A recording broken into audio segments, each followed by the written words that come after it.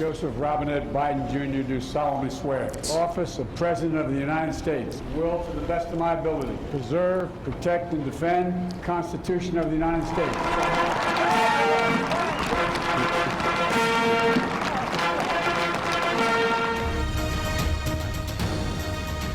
Super power के तख्त पर नया फरमानरवा बरचमान। जो बाइडन ने अमेरिका के 40वें सदर की हैसियत से हल्फ उठा लिया। अमेरिका की पहली से अफाम खातून नायब सदर कामिला हैरिस ने भी मनसब संभाल लिया। जमहूरियत बहुत कीमती चीज है, आज इसकी फतह का दिन है। माजी की तरह आज भी मिलकर अमन को यकीनी बना सकते हैं। नस्ली इम्तियाज का मामला अब मजीद टाला नहीं जा सकता। अमेरिकी सदर का खिताब, कहते हैं कि मिलकर चैलेंजेस का मुकाबला करेंगे, अमन का मुश्तरका मकसद हासिल कर लेंगे।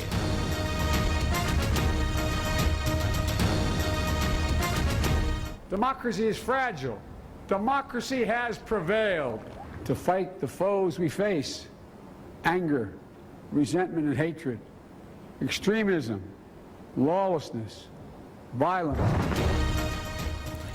जो बाइडन ने तख्त पर बैठते ही साबिक सदर डोनाल्ड ट्रंप की पॉलिसीज पर क्रॉस लगा दिया। 17 एग्जीक्यूटिव ऑर्डर्स पर दस्तखत। बाज मुसलमान ममालिक के शहरियों को अमेरिका दाखिले पर पाबंदी खत्म कर दी। दोबारा वर्ल्ड हेल्थ ऑर्गेनाइजेशन का हिस्सा भी बन गया। अमेरिका में विफाकी इदारों में मास्क पहनना लाजमी करार। मसाइल का हल अमेरिकी आवाम के ताउन से ही मुमकिन है। जो बाइडन का ओहदा सदारत संभालने के बाद पहला खिताब।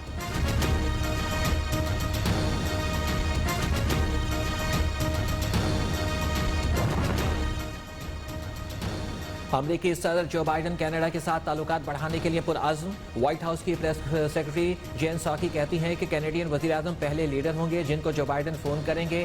ट्रंप इंतजामिया की मुतनाज़ा पॉलिसियां खत्म करने के लिए हुक्मनामे जारी किए। अमेरिकी आवाम के मसाइल हल करना जो बाइडन की तरजीह होगी।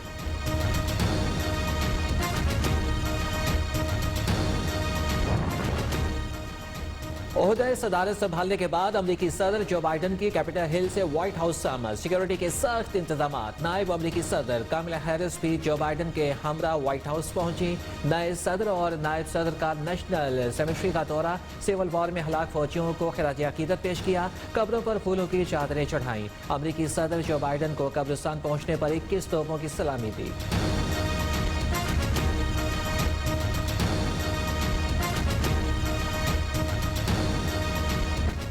जो बाइडन की तकरीब अहल बर्दारी से पहले ही डोनाल्ड ट्रंप व्हाइट हाउस छोड़कर चले गए। सुबकदोश अमेरिकी सदर की बेटी टिफनी का वालिद की मुद्दत सदारत के आखिरी रोज मंगनी का बाज़ाब्ता ऐलान।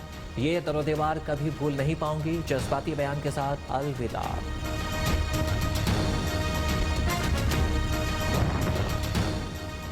वज़ीर-ए-आज़म इमरान खान की अमेरिकी सदर जो बाइडन को हल्फ उठाने पर मुबारकबाद। पाक अमेरिका शराकत दारी के तहत तिजारती और इक़्तिसादी ताउन बढ़ाने, करप्शन के खात्मे और खित्ते में अमन के फरोग के लिए मिलकर काम करने का अज़्म।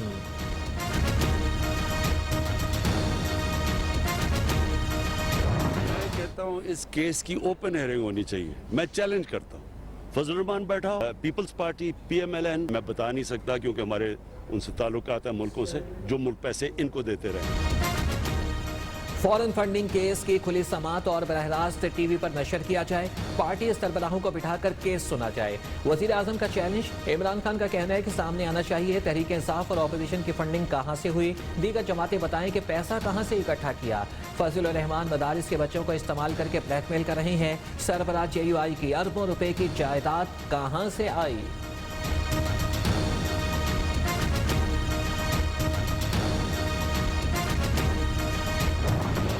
बड़े बड़े डाकू जो 35 साल से इस मुल्क को लूट रहे थे, मैंने इनको NRO नहीं देना, जितनी मर्जी ब्लैकमेल करें। जनरल मुशर्रफ इन्हीं डाकुओं के सामने 2 दफा NRO दिया।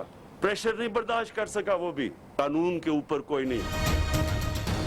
मुशर्रफ आर्मी चीफ और सदर ममलिकत थे। जजेस और नैब मुशर्रफ के मातहत थे।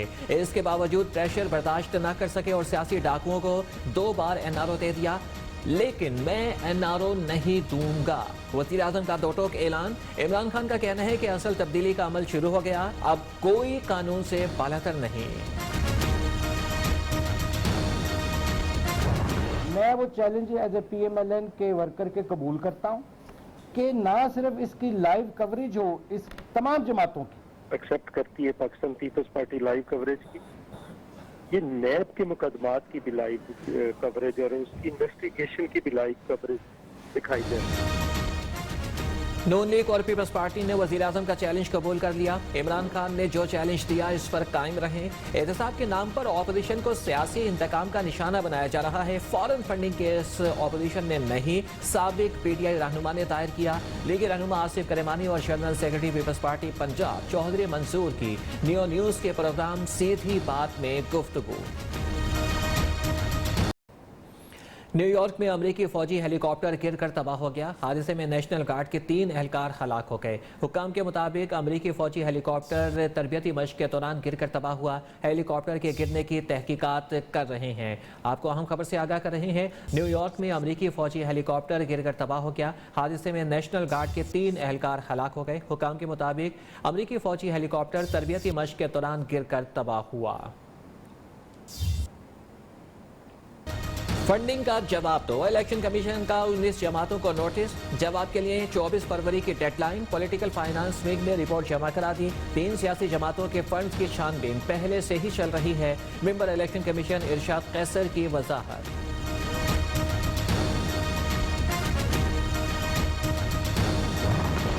एक सियासी जमात ने ममनुआ जराए से न सिर्फ फंडिंग हासिल की बल्कि मनी लॉन्ड्रिंग की और फिर अब वो जमात इतराफ़ जुर्म कर चुकी है। जो एजेंट मुकर्रर किए गए वो इमरान खान साहब ने खुद मुकर्रर किए। फॉरेन फंडिंग केस की रोजाना की बुनियाद पर समाअत और जल्द फैसला। नून लीग और पीपल्स पार्टी का मुतालबा। तहरीक इंसाफ में करप्शन की फॉरेन फंडिंग का पैसा जमान पार्क और बनी गाला पर खर्च हुआ। मरियम औरंगजेब के तब्दीली सरकार पर फार। इमरान खान 6 साल से एनआरओ पर हैं। फैसला हुआ तो 24 घंटे में नाअहल हो जाएंगे। रहनुमा नून लीग एहसन इकबाल का दावा। इलेक्शन कमीशन हुक्म करे सारे अकाउंट खोल कर रख देंगे। पीपी रहनुमा राजा परवेज अशरफ की पेशकश।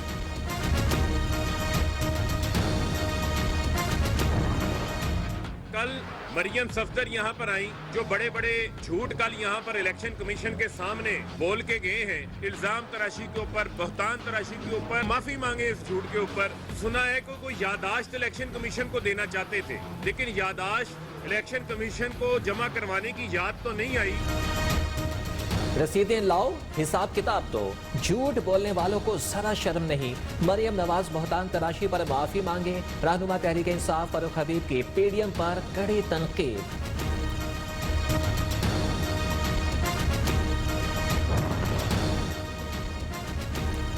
स्क्रूटनी कमेटी पर एतमाद नहीं। तहफ़्फ़ुज़ात के बावजूद कमेटी इजलास में जाते रहे। पीटीआई के 23 अकाउंट्स को क्यों सामने नहीं लाया गया। फॉरेन फंडिंग केस की दरख्वास्त गुजार और साबिक पीटीआई रहनुमा अकबर एस पावर की गुफ्तगू।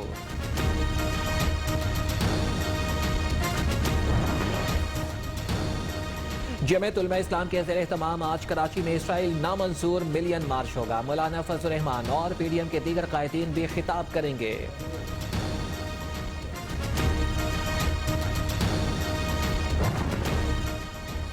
वज़ीर आला सिंध मुराद अली शाह के खिलाफ रेफरेंस बदनीयती पर मबनी है। तर्जमान सिंध हुकूमत मुर्तज़ा वहाब का कहना है वज़ीर आला ने नैब को तमाम सवालों के जवाब दिए। कुछ कुव्वतें सिंध हुकूमत के खिलाफ साजिश कर रही हैं। वज़ीर इत्तला सिंध नासिर हुसैन शाह की गुफ्तगू। सिंध के खजाने की चाबी मुराद अली शाह के पास है। NFC अवार्ड के तहत मिलने वाले अरबों रुपए लुटा दिए गए। सूबे में लूट मार का जिम्मेदार एक ही शख्स है। रहनुमा पीटीआई हलीम आदिल शेख की न्यूज कॉन्फ्रेंस।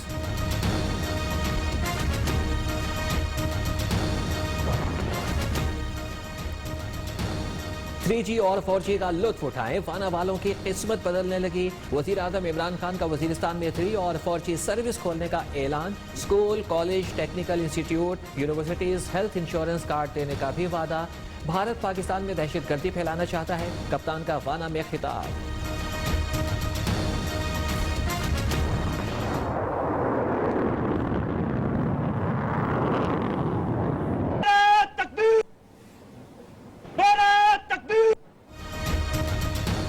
मुल्क के दिफा को मजबूत से मजबूत तर बनाने का मिशन। पाकिस्तान का शाहीन 3 बैलिस्टिक मिसाइल का कामयाब तजर्बा।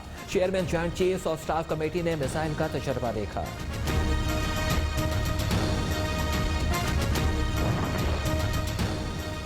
Army chief general Qamar Javed Bajwa का सियालकोट गैरिसन का दौरा, वर्किंग बाउंड्री समेत दीगर उमूर पर ब्रीफिंग। वतन अजीज की हिफाजत और खतरात से महफूज रखने के लिए जवानों की खिदमत और जज्बे की तारीफ।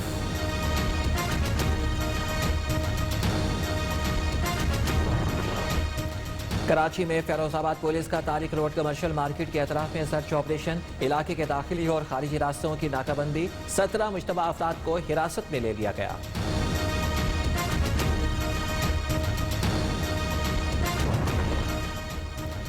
फैसलाबाद में नाके पर गाड़ी ना रोकने पर मुबैना पुलिस मुकाबला, पुलिस की फायरिंग से एक शख्स जान से हाथ धो बैठा, 3 शदीद जख्मी।